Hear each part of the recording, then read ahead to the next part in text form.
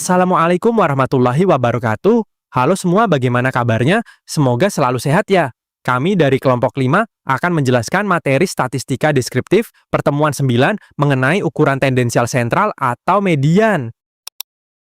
Pengertian median. Apa itu median? Median adalah nilai tengah dari sekumpulan data yang telah diurutkan, yang membagi data menjadi dua bagian sama besar, 50% di bawah dan 50% di atas nilai tersebut.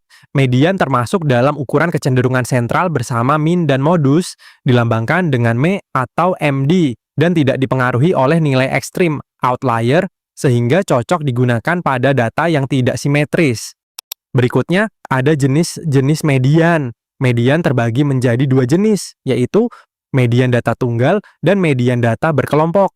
Median data tunggal adalah nilai tengah dari sekumpulan data yang belum dikelompokkan dan telah diurutkan dari nilai terkecil ke terbesar. Sedangkan median data berkelompok adalah nilai tengah yang diperoleh dari data yang telah disusun dalam tabel distribusi frekuensi dengan kelas interval tertentu, sehingga nilai mediannya tidak dapat ditentukan langsung, melainkan harus dihitung menggunakan rumus khusus.